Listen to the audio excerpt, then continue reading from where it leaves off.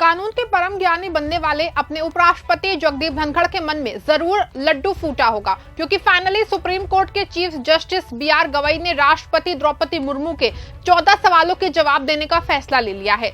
CJI Gavai की अगुवाई में 22 जुलाई को 5 जजों की पीठ पूरे मामले की सुनवाई शुरू करेगी। आपको बता दूं कि भले ही अपने उपराष्ट्रपति जी खुश हैं, लेकिन ये दाव उनको और उनकी पार्टी के संजीव खन्ना के फैसले से भी ज्यादा भारी पड़ सकता है, क्योंकि पूरे मामले पे सीधा टकराव जो है संविधान के अनुच्छेद 142 से होना है। कैसे अपने उपराष्ट्रपति जी को नया फैसला पहले से अधिक भारी पड़ सकता है और पूरे मामले में कौन सा बड़ा पेंच फंसा है, ये सब कुछ मैं आपको अपनी इस रिपोर्ट में बताने वाली हूँ। साथ ही इस भी चर्चा करेंगे कि संविधान का अनुच्छेद 142 है क्या, जिसके पीछे ना सिर्फ अपने उपराष्ट्रपति जी पड़े हैं, बल्कि इसको लेकर राष्ट्रपति जी ने 14 सवाल चीफ जस्टिस गवई को थमा दिया था। नमस्कार, आप देखना शुरू कर चुके हैं 4 PM और मैं हूँ आपके साथ सिमरन। दोस्तों, राष्ट्रपति द्रौपदी मुर्मू के सवाल हो या फिर सीजेआई संजीव खन्ना का फैसला हो, अब दोबारा शुरू होने जा रही सुनवाई का मामला हो, इस पूरी कहानी की जड़ तमिलनाडु की स्टालिन सरकार है। आपको बता दूं कि पिछले साल तमिलनाडु सरकार ने सुप्रीम कोर्ट में एक याचिका दायर की थी, जिसमें उन्होंने शिकायत की थी कि राज्यपाल और राष्ट्रपति कई बिलों को अनिश्चित काल तक रोक रहे हैं। ये बिल तमिलनाडु की जनता के लिए बेहद जरूरी थे, लेकिन इसको नहीं मिल पाई थी और तब सुप्रीम कोर्ट के तत्कालीन चीफ जस्टिस संजीव खन्ना ने कमान संभाली। उनकी अगुवाई में जस्टिस JB पारदीवाला और जस्टिस R महादेवन की बेंच ने 8 अप्रैल 2025 को एक ऐतिहासिक फैसला सुनाया। कोर्ट ने साफ कहा है कि ना तो राज्यपाल और ना ही राष्ट्रपति किसी बिल को अनिश्चित काल तक लटका सकते हैं। कोर्ट ने बिलों को मंजूरी देने के लिए एक समय सीमा तय कर दी है। जी हां दोस्तों, ये वही फैसला था जिसने पूरे देश में हलचल मचा दी थी। सुप्रीम कोर्ट ने संविधान के अनुच्छेद 142 का इस्तेमाल करते हुए अगर लोकतंत्र को जिंदा रखना है तो बिलों की रोकने की मनमानी नहीं चलेगी। कोर्ट ने तमिलनाडु के 10 लंबित बिलों को स्वीकृत मान लिया और राज्यपालों व राष्ट्रपति के लिए समय सीमा तय कर दी है। आपको बता दूं कि ये फैसला ना सिर्फ तमिलनाडु के लिए बल्कि उन तमाम गैर बीजेपी शासित राज्यों के लिए भी एक मिसाल बन गया है, जहां राज्यपाल बिलों को लटकाने का खेल खेलते हैं। लेकिन जहां एक ओर ये ऐतिहासिक फैसला था, तो दूसरी ओर ये फैसला कुछ लोगों को हजम भी नहीं हुआ और इसमें सबसे आगे थे हमारे उपराष्ट्रपति जगदीप धनखड़ और बीजेपी सांसद निशिकांत दुबे। इन दोनों ने सुप्रीम कोर्ट के खिलाफ मोर्चा खोल दिया। धनखड़ ने तो अनुच्छेद 142 को न्यूक्लियर मिसाइल और सुपर संसद तक कह डाला और आरोप लगाया कि सुप्रीम कोर्ट जो है वो असंवैधानिक सीमाओं का अतिक्रमण वो कर रहा है। निशिकांत दुबे ने भी सोशल मीडिया पे कोर्ट के खिलाफ जो है तीखी टिप्पणियां की। लेकिन सवाल ये है, क्या ये दोनों सुप्रीम कोर्ट की स्वतंत्रता पे सवाल उठाने की हिम्मत रखते हैं? अभी ये सब कुछ चल ही रहा था कि अचानक कहानी में नया ट्विस्ट आ गया। 8 अप्रैल के फैसले के बाद जो है राष्ट्रपति द्रौपदी मुर्मू ने सुप्रीम कोर्ट से 14 सवाल पूछे। ये सवाल उन्होंने संविधान के अनुच्छेद 143(1) के तहत सुप्रीम कोर्ट को भेजे और ये सवाल ठीक उसी दिन पूछे गए जब सुप्रीम कोर्ट के नए चीफ जस्टिस बी.आर. गवई ने 13 मई 2025 को शपथ ली। जैसे ही जस्टिस संजीव खन्ना रिटायर हुए और जस्टिस बी.आर. गवई ने कमान संभाली, राष्ट्रपति ने तुरंत एक रेफरेंस लेटर सुप्रीम कोर्ट को थमा दिया। इस लेटर में जो है 14 सवाल थे और इन सारे सवाल संविधान के अनुच्छेद 200 और 201 से जुड़े हुए हैं। ये अनुच्छेद बताते हैं कि राज्यपाल और राष्ट्रपति को बिलों पे फैसला लेने का क्या अधिकार है। राष्ट्रपति ने पूछा, क्या सुप्रीम कोर्ट जो है वो बिलों की मंजूरी के लिए समय सीमा तय कर सकता है जब संविधान में ऐसी कोई समय सीमा नहीं है?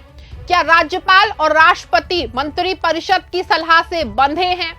क्या अनुच्छेद 142 के तहत सुप्रीम कोर्ट ऐसे आदेश दे सकता है जो संविधान के प्रावधानों से टकराते हो? और सबसे बड़ा सवाल, क्या राष्ट्रपति और राज्यपाल के फैसले न्यायिक समीक्षा के दायरे में आते हैं? आपको बता दूं कि पूर्व सीजेआई संजीव खन्ना का फैसला सिर्फ तमिलनाडु तक सीमित नहीं है। ये सवाल पूरे देश के लिए अहम है, खास के उन राज्यों के लिए जहां केंद्र की सत्ता से अलग दलों की सरकारें होती हैं। केरल, पंजाब, पश्चिम बंगाल और जैसे राज्यों में राज्यपाल अक्सर बिलों को लटकाते हैं, जिससे कि सरकार और जनता के बीच में तनाव बढ़ता है। लेकिन आपको यह भी बता दूं कि सुप्रीम कोर्ट ने हमेशा संविधान की रक्षा की है, चाहे 1973 का केशवानंद भारती केस हो, जिसमें कोर्ट ने संविधान की मूल संरचना का सिद्धांत दिया, या फिर 2002 का विशाखा केस, जहां कोर्ट ने कार्यस्थल पे यौन उत्पीड़न के खिलाफ गाइडलाइन बनाए। अनुच्छेद 142 सुप्रीम कोर्ट को वो ताकत देता है, वो पूर्ण न्याय कर सकते हैं, और यही वो ताकत है जिसमें धनखड़ और दुबे को इतनी मिर्ची लग रही है। लेकिन दोस्तों, क्योंकि सुप्रीम कोर्ट न्याय का मंदिर है और यहाँ फैसले मन के हिसाब से नहीं, बाबा साहेब के संविधान के हिसाब से जाते हैं, इसीलिए सुप्रीम कोर्ट ने राष्ट्रपति को 14 सवालों का जवाब देने की ठानी है। सुप्रीम कोर्ट के 5 जजों की बेंच, जिसमें chief justice BR Gavai, justice Suryakant, justice Vikram Nath, justice PS Narasimha और जस्टिस AS चंदुरकर शामिल हैं, 22 जुलाई को राष्ट्रपति के 14 सवालों पर सुनवाई करेगी। ये बेंच इतिहास रचेगी, क्योंकि आजादी के बाद पहली बार सुप्रीम कोर्ट को राष्ट्रपति के सवालों का जवाब देना है। आपको बता दूं दोस्तों कि ये सुनवाई जो है सिर्फ तमिलनाडु या राष्ट्रपति के सवालों तक सीमित नहीं है। ये सुनवाई तय करेगी कि क्या सुप्रीम कोर्ट को बिलों की मंजूरी के लिए समय सीमा करने का जो है वो तय करने का अधिकार है। ये सुनवाई तय करेगी कि क्या राज्यपाल और राष्ट्रपति मनमानी कर सकते हैं, और सबसे जरूरी ये है कि सुनवाई ये तय करेगी कि क्या सुप्रीम कोर्ट का अनुच्छेद 142 संविधान की रक्षा के लिए काफी है। आपको बता दूं कि जस्टिस BR गवई, जो अपनी निष्पक्षता और संवैधानिक समझ के लिए जाने जाते हैं, इस मामले में नेतृत्व करेंगे। इसके साथ जो है वो 4 जज हैं जो संविधान के हर शब्द को बारीकी से देखेंगे। ये बेंच ना सिर्फ राष्ट्रपति के सवालों का जवाब देगी, बल्कि धनखड़ और दुबे जैसे नेताओं को भी करारा जवाब देगी, जो सुप्रीम कोर्ट की स्वतंत्रता पे सवाल उठाते हैं। आपको बता दूं कि भारत में संघवाद एक बड़ा मुद्दा है। केंद्र और राज्य सरकारों के बीच में तनाव कोई नई बात नहीं है। खास के गैर बीजेपी शासित राज्यों में राज्यपाल अक्सर केंद्र के इशारे पे बिलों को रोक देते हैं। इससे न सिर्फ राज्य सरकारों को काम रुक जाता है, बल्कि जनता के हितों को भी नुकसान होता है।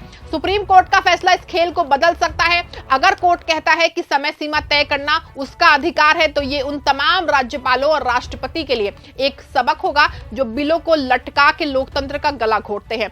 ये फैसला तमिलनाडु, केरल, पंजाब जैसे राज्यों के लिए एक नई उम्मीद लेके आएगा। साथ ही ये उन नेताओं के लिए भी एक तमाचा होगा जो सुप्रीम कोर्ट को सुपर संसद कह के उनकी ताकत को कम करने की कोशिश करते हैं। आपको बता दूं दोस्तों कि सुप्रीम कोर्ट कोई ऐसी वैसी संस्था नहीं है। ये वो कोर्ट है जिसने 1975 में इंदिरा गांधी की सरकार को चुनौती दी थी।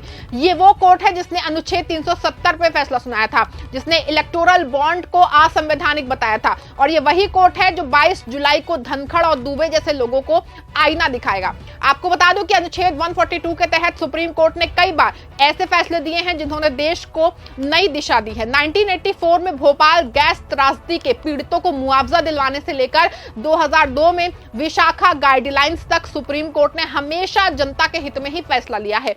और अब 22 जुलाई को जस्टिस BR गवई की अगुवाई में सुप्रीम कोर्ट एक बार फिर से संविधान की रक्षा करेगा। माना जा रहा है कि 22 जुलाई को सुप्रीम कोर्ट न सिर्फ राष्ट्रपति को 14 सवालों का जवाब देगा, बल्कि दोस्तों ये भी साबित करेगा कि भारत का संविधान और लोकतंत्र किसी की मनमानी के आगे नहीं झुकेगा। जस्टिस संजीव खन्ना ने जो रास्ता दिखाया है उसे जस्टिस BR गवई और उनकी बेंच और मजबूत करेंगे। पूरे मामले पे दोस्तों आप क्या सोचते हैं? क्या सुप्रीम कोर्ट की पीठ का फैसला पूर्व CJI संजीव खन्ना के फैसले को सुरक्षित करेगा या फिर बदल देगा? क्या संजीव खन्ना का फैसला सही नहीं था? क्या जनता के बिलों को चुनी गई सरकारों से पास होने के बाद राष्ट्रपति और राज्यपाल को रोकना पूरी तरह से अवैध नहीं है? क्या संजीव खन्ना का फैसला ऐतिहासिक नहीं था? क्या अब जस्टिस गवई की पीठ इस फैसले को बचा पाएगी? आप जो भी सोचते हैं अपनी राय कमेंट में लिख दीजिएगा और खबर को लाइक और शेयर भी कर दीजिएगा।